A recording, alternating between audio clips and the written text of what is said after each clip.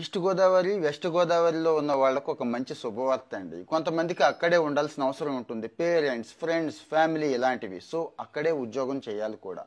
మరి మంచి ఉద్యోగం అక్కడే వస్తుందా అంటే కష్టమే. కానీ అప్పుడప్పుడు కొన్ని ఛాన్సెస్ వస్తూ ఉంటాయి. అలాంటి ఛాన్స్ వచ్చింది, మిస్ అవ్వద్దు.